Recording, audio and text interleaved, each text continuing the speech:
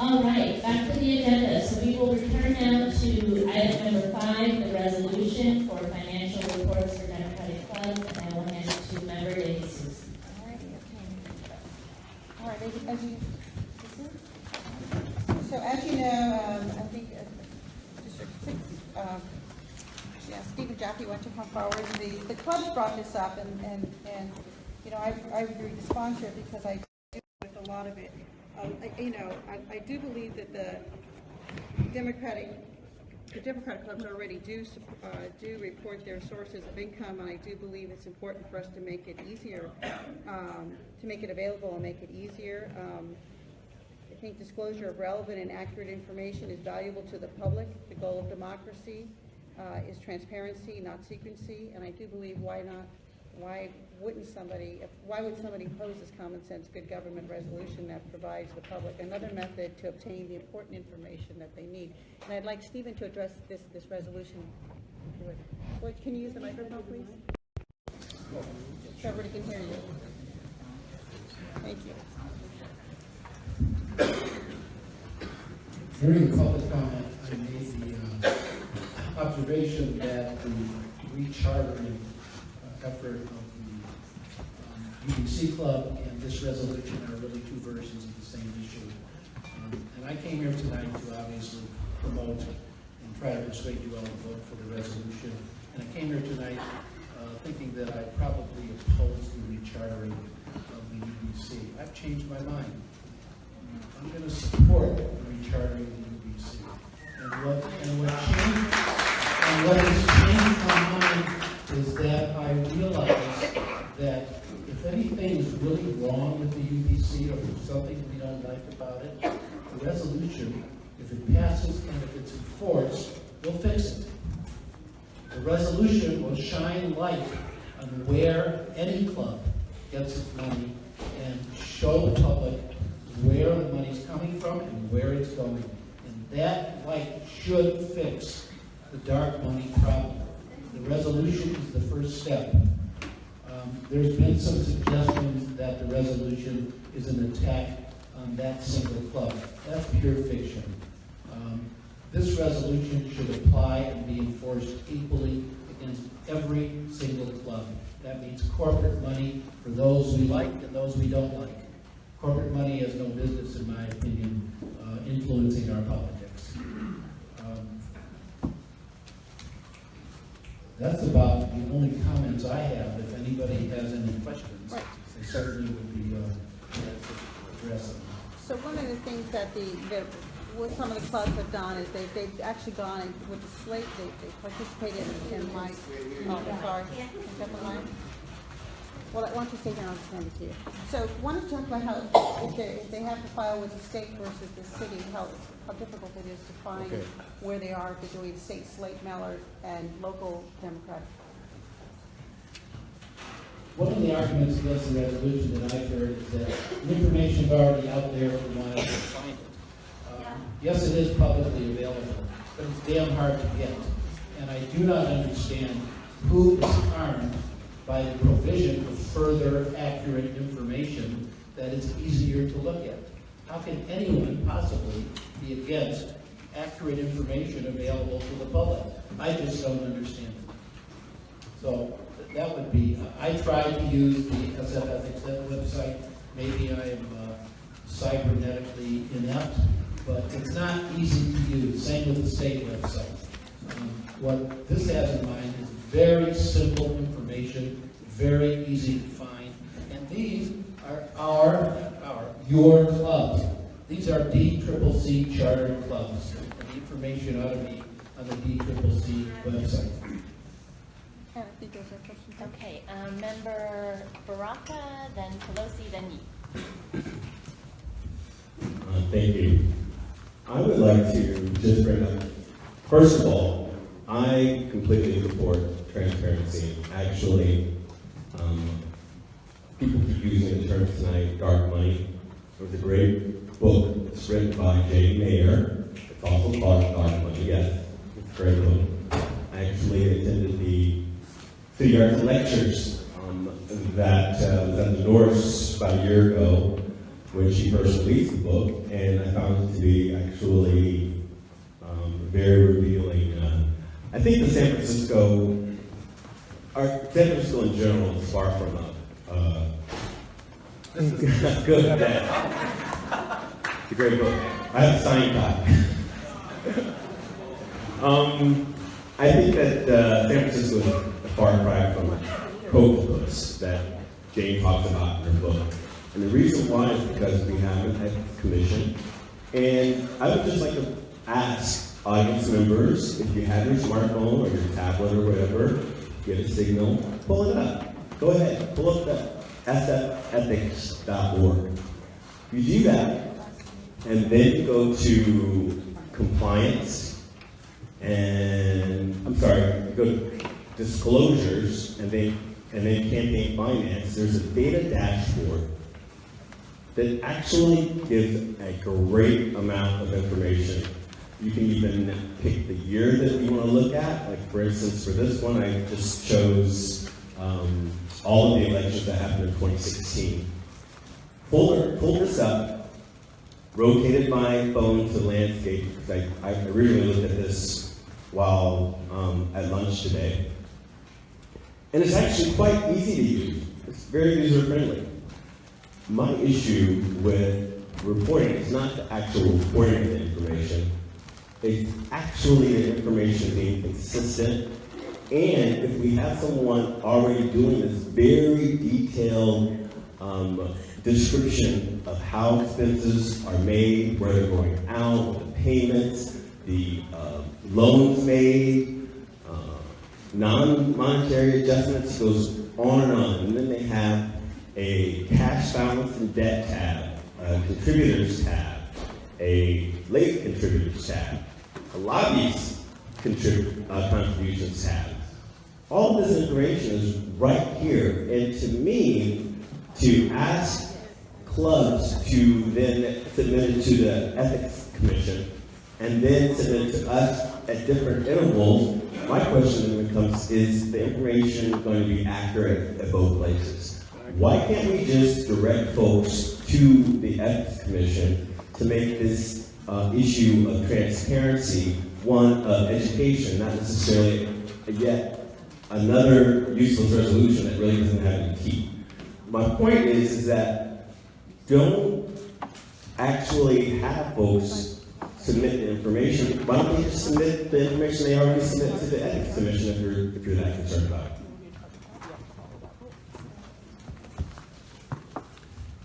Well, I have a couple of responses.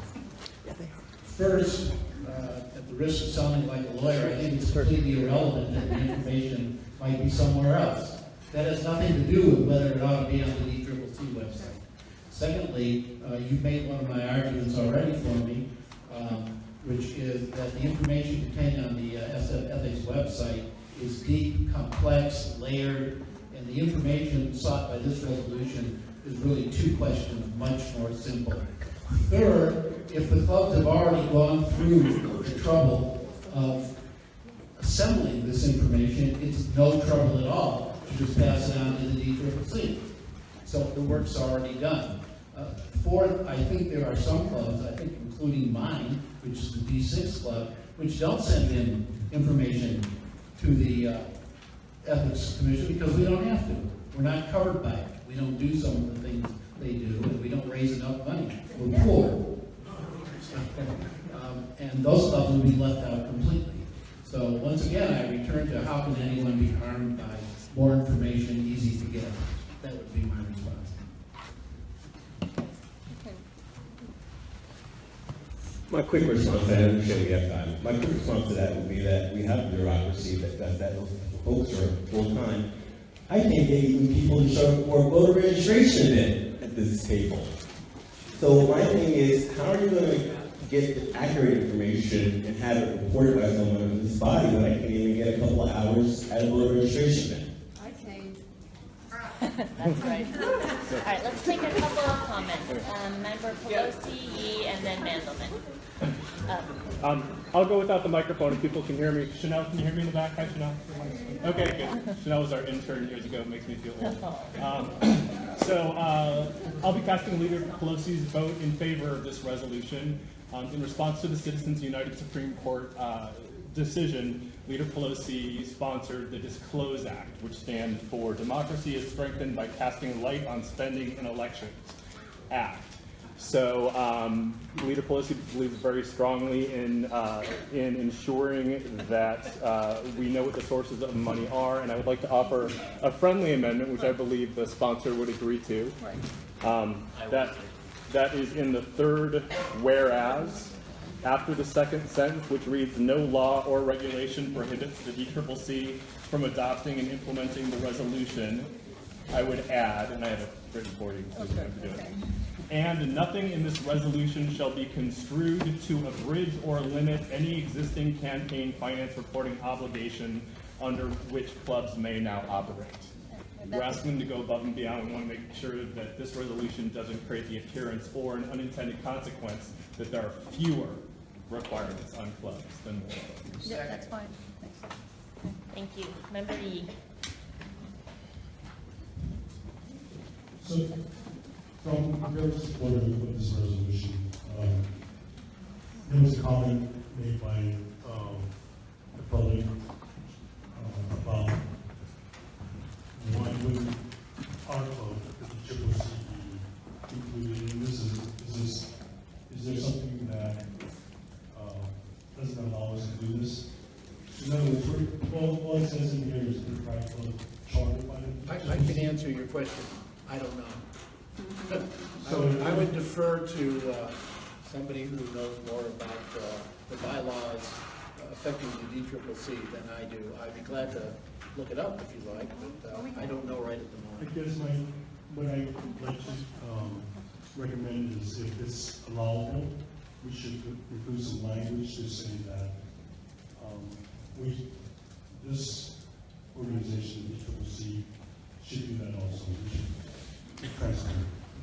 Okay. Okay, I have a list going. Member Mandelman, Peskin, Alexander, Touche. Can I, before, I'm sorry, I asked a question.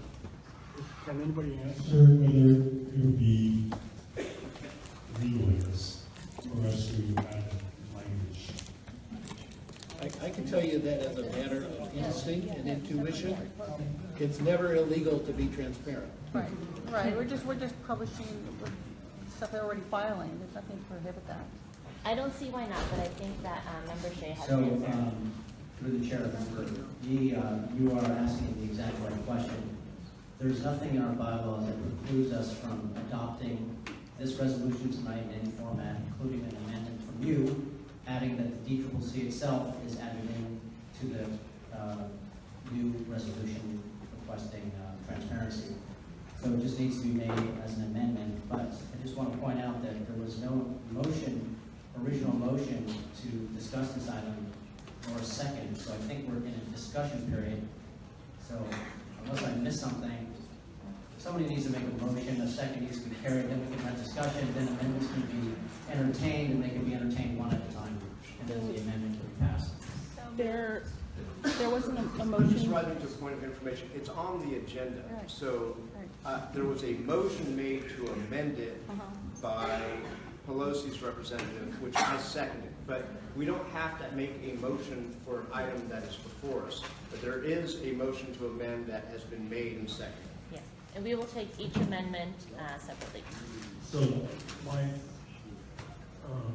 motion is to amend it to be, therefore, be resolved, by the CCC as well as the CCC itself. Somewhere. Which line was that? It's in the resolve. So after the previous one. I think he wants to add a resolve clause. So, should I read it? Yeah, Do you know what it is? Okay, Therefore, be it resolved that all Democratic clubs chartered by the PCCC, whether presently chartered or to be chartered in the future, as well as the PCCC itself. Just adding those two words. So that's my motion.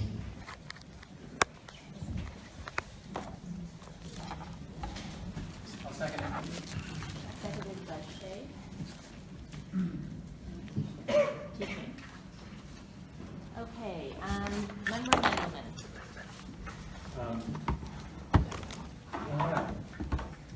We take a little bit of issue with something that Mr. Gaddy said, and also, I'm going to vote for this, but I have some concerns about the resolution. The comment that this would address the problem of $1 million being run through a Democratic club to buy as part of a larger effort by corporate interests to buy an election, that these disclosure requirements would solve that problem or make it not a concern for this Democratic Party is one that I reject. I don't think that's true.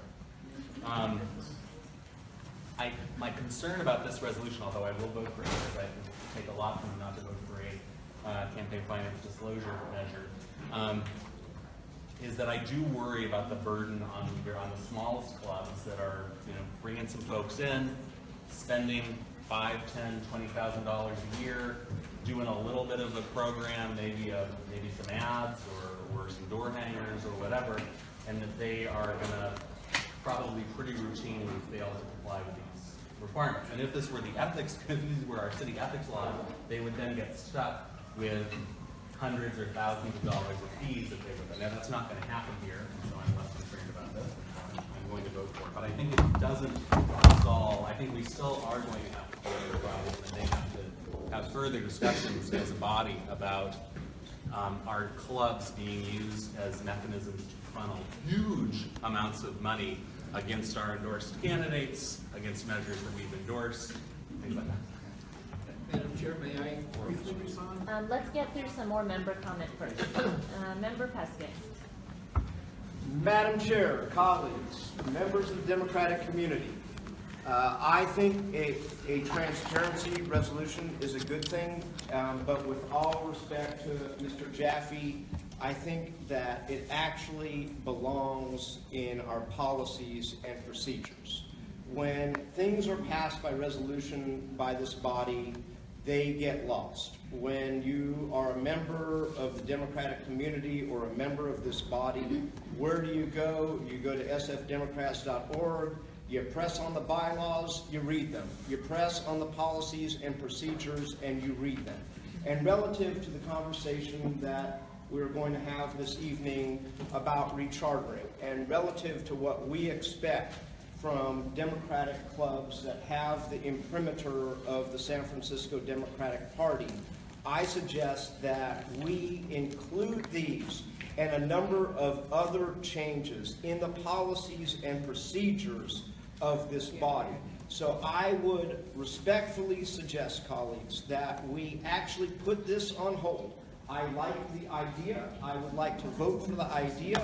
I would like to suggest that we have a robust discussion in a little while about what we expect from ourselves as the San Francisco Democratic County Central Committee, from what we expect from the cosmos of Democratic clubs, that we put those all in the policies and procedures. So I would actually defer this conversation to a little later in the meeting. Maybe we can have a consensual meeting of the minds that is fundamentally inclusive, that does not hide under the cloak and veil of unity, and move this party forward.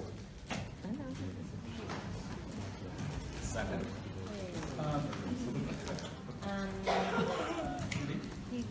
Yeah, is it point of information? No, I was going to speak. Oh, I have a list, okay. Alexander, Tom Shea, Francis Shea, Compose. I have a point of information. Yes. Point of information for the treasurer for Illinois Financial Team. Doesn't this CCC have to file with the state and with like various things? Like for example, so there's already like filings that we do that are on Cal Access, for example, correct? Yes. I guess my second question is, maybe this is moot, but my question is, like, for example, my boss, we had to file a Form 460, it's called, which is the form that you plug in the stuff.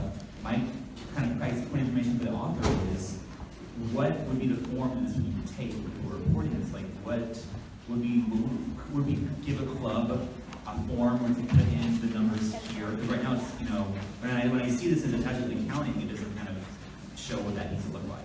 It's kind of also like the passes and it's a what it can look like.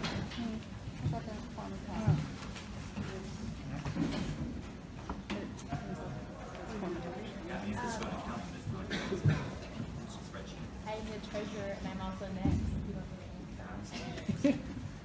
So as the treasurer of our party and as the next person on the list, I believe that the amendment from Congressmember Pelosi proxy is that this would not add another accounting burden onto the club, but that it would. Maybe I don't understand it, so I shouldn't answer it. But, go ahead. It's that it wouldn't undercut any other requirements that are placed on clubs for reporting. Oh, that it would not undercut that. Okay, So it's additive rather than it's not reductive. It's additive rather than reductive. Thank you. So the I think that is to be determined. It doesn't look like there's that is in the proposal. I want to a couple of us here, and thank you, Member Baraka, for encouraging us all to get on our phones and to look at this stuff. I looked up the top 9 clubs that came to my mind and could only find a few of them on the San Francisco Ethics website. And so I do think that it is not repetitive or necessarily easy to find. One of the clubs I spelled 3 different ways and then finally found it.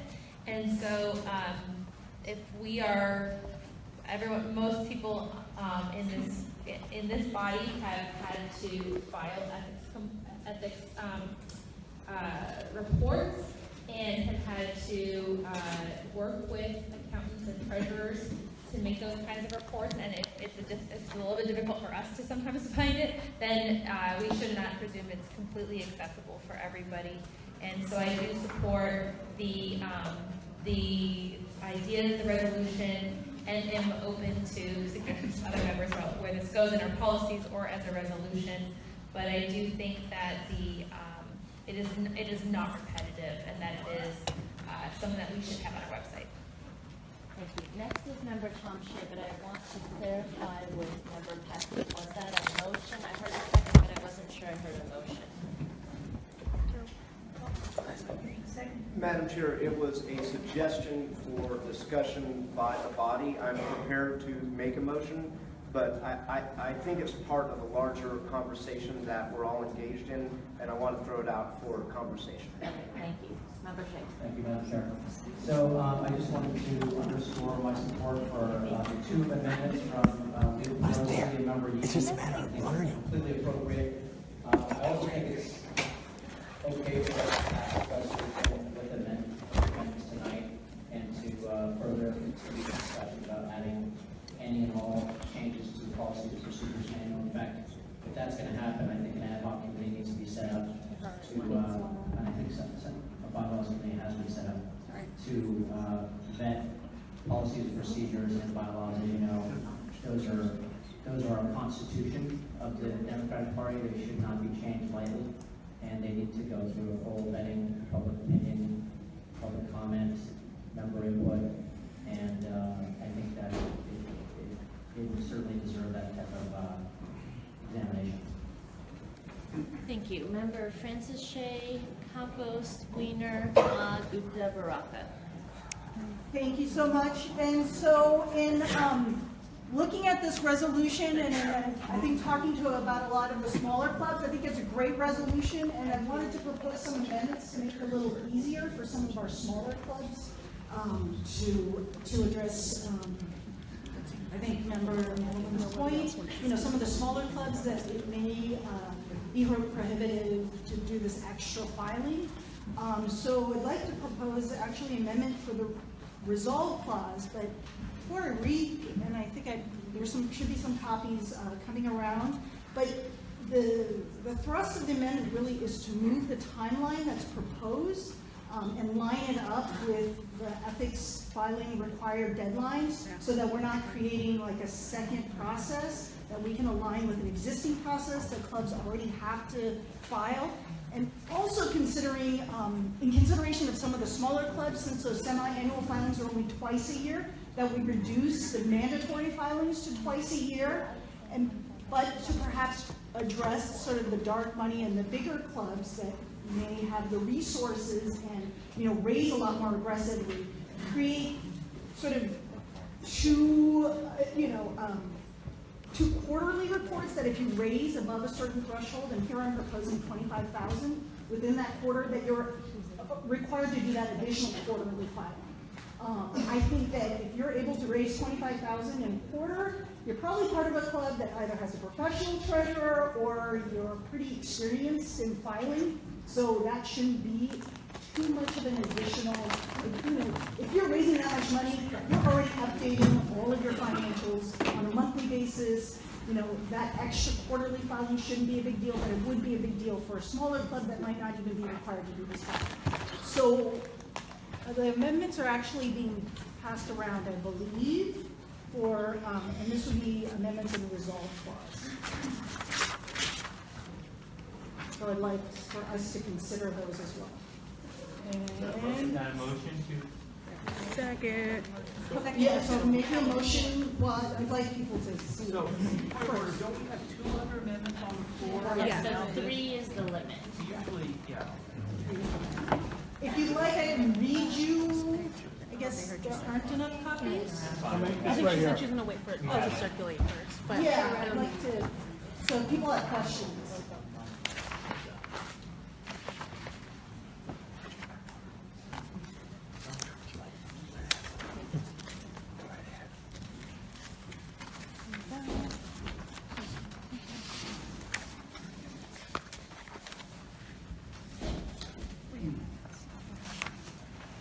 So it's 2 pages of the amendment to the resolution as well as the amended form.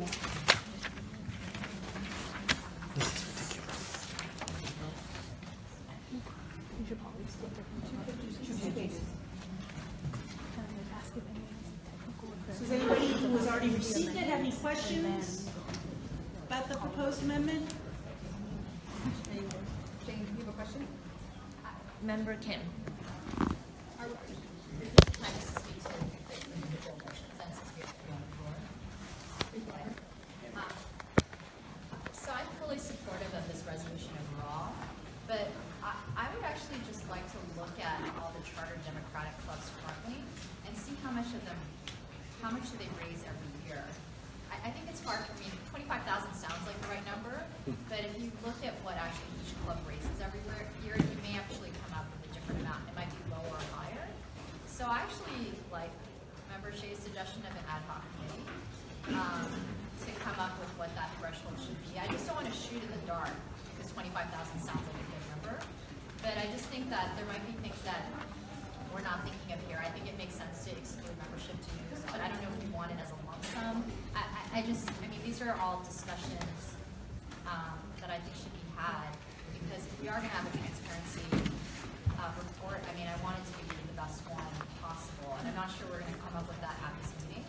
So I don't know if we can vote on something that is kind of the overall resolution, but then over the next month have the chair appoint an ad hoc committee that actually puts a proposal in place for next month that will actually go into the policy and procedures of the UBC. Second. So I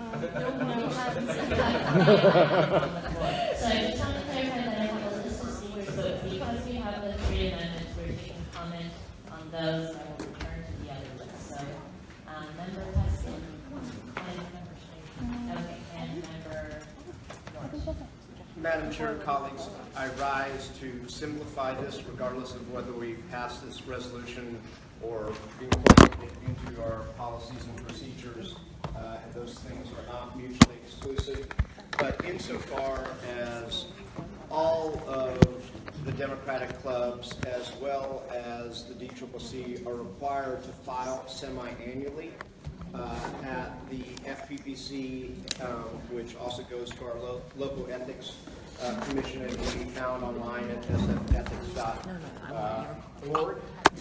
I would respectfully suggest to Member Francis Shea that perhaps this would make more sense if we actually got rid of the provision that said that they had to file on January 31 and July 31, because that happens anyway, and say only for those organizations that are raising more than $25,000, they are subject to the additional interim quarterlies on March 31 and September 30, which would come to the Democratic Party. I think that streamlines it. So if you get rid of the first section and say, and go with the second part only, which is, should any club raise more than $25,000 in the quarter ending March 31 and the quarter ending September 30th, they are required to file an additional report for the quarter utilizing the same form. I think that meets Member Shea's desires and meets our collective interest in dealing with those handful of clubs. I can tell you the club that I co-founded in 1999, the District 3 Democratic Club, barely got the $25 to recharter themselves. So they're not going to fall in that provision, and I agree with the notion that those clubs will have professional treasurers that raise that. I think this streamlines the concept that you're trying to get at. I think that Member Pelosi's proxies admonition should still be a part of that, and I'd be happy to vote for it as a resolution, but also think that it should ultimately be incorporated into our policies and procedures. Member Norton. Thank you.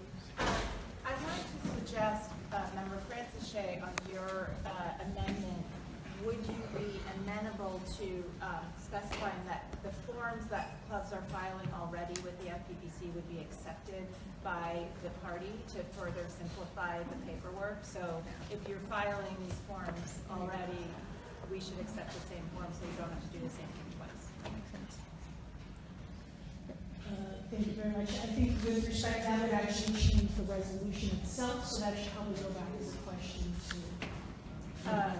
Member De Jesus, do you have an opinion on that as a possibility? Yeah, no, I mean, I do agree with my intention was whatever they're already filing, that we just have access to it, that we put it up to make it easier for anybody in the city to see, versus trying to, this is paperwork trying to locate where all the money is on the ethics commission. So that would be fine. Thank you. Okay, Member Campos and then Amendment Bree. I'd like to move this along. I actually agree with Member Kim in terms of not having enough information to understand how the specifics of Member Francis Shea's amendments would actually work. My suggestion would be that we move forward with a resolution that incorporates, I think, two amendments. I think are general concepts: the amendment from Leader Pelosi and the amendment from Member Yee. That we pass a resolution that incorporates those two amendments, and with respect to everything else, that there is an understanding that the item will come back so that we can actually incorporate the body and the substance of the resolution into our policies and procedures. I do think that it's important, though, to have the resolution passed tonight to send a message as a general concept, as a general principle, and I would suggest that maybe the chair could put together an ad hoc working group along the lines of what Member Tom Shea suggested. But I do believe that we should move forward with the resolution incorporating the two general points that were made by Leader Pelosi and Member Yee. Okay, so I'm going to ask our parliamentarians, so as a matter of procedure, then do we need to address each of those individual amendments first, or can we entertain this idea? So I guess you would have two options on the table, Madam Chair. You could, one, take all the three amendments, starting with the amendment by Francis and going to the amendment by Member Yee, and then the amendment by Member Pelosi. and then adopting the resolution as amended, or if Member Francis Shea would like to rescind her resolution, then it would go to Member Campos's point of just taking the first two motions. It's that. Okay, thank you. Member Shea. If there is a desire and there are people here who are willing to serve on that ad hoc committee, then I would be, pleased to even help convene that ad hoc committee, but I would like to get a commitment from certain people here who have concerns that they would actually attend this meeting. I'd be happy to go through that process, and I'd be happy to come back next month with, because I think there have been other sort of proposed amendments that are a little meatier as well. There you go, the hand there. Of course, I'm So Member De Jesus is willing, Member Baraka is raising his hand to say he's willing, and Alexander. Some of the club presidents. And Mandelman. Difference by phone. And Galata.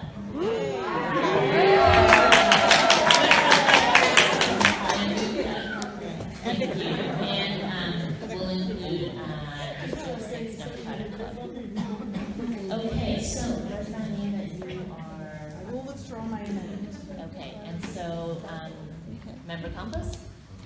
I don't know if procedurally we simply proceed to vote on each individual amendment. Is that yes. Parliament? Yeah. So beginning with Member Yee's motion, and then Leader Pelosi.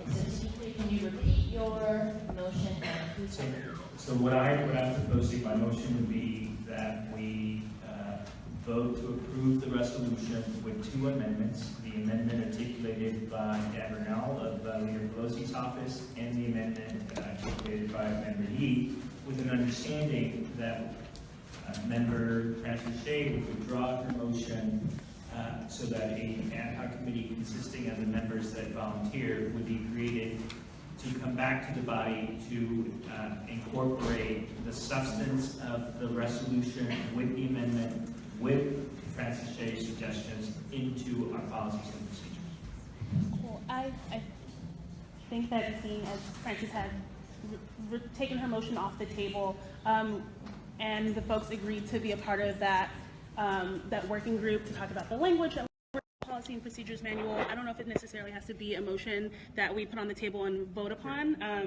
but I think we can all just agree to do that and hold each other to what we say we're going to do. Okay. Instead of adding more votes. Sure. Let's use that process, but let me get through my list first.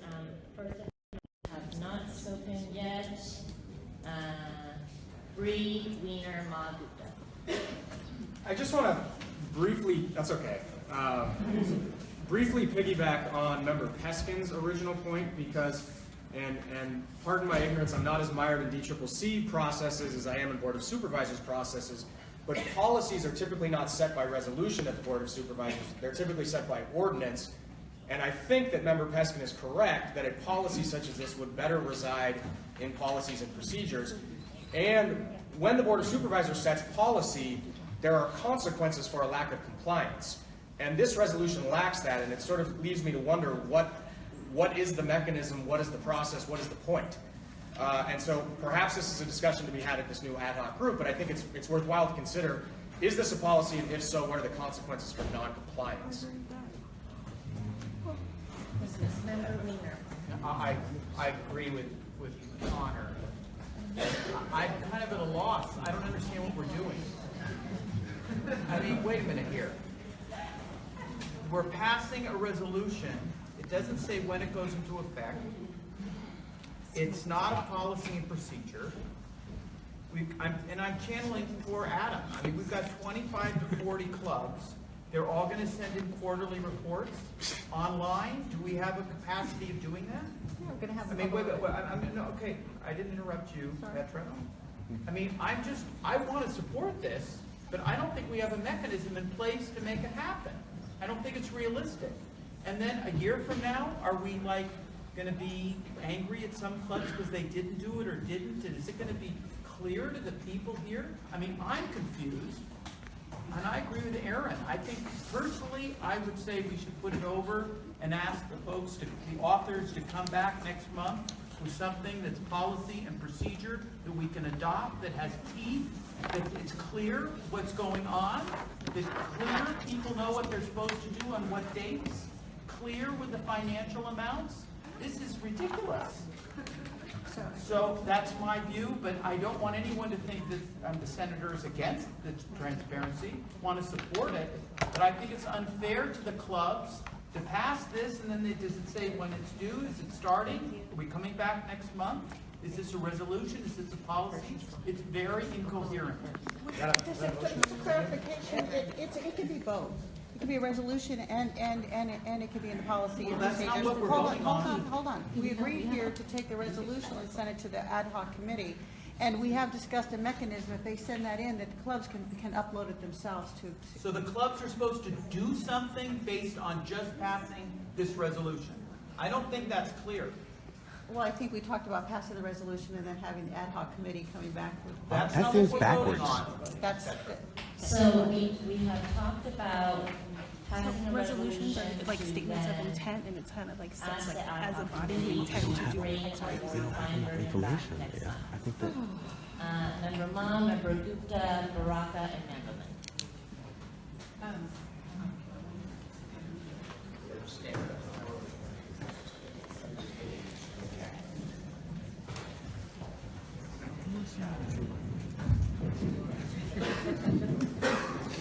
On behalf of Ms. Mom and also as president of the we would like to support transparency and efficiency.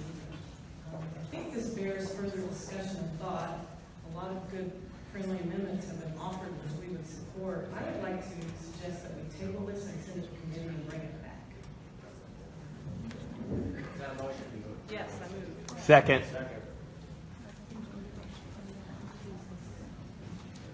Madam Chair, may I make a friendly amendment to Member Ma's thing with a sense that the amendments offered herein are supported in concept as they are sent to the committee. I think all of the three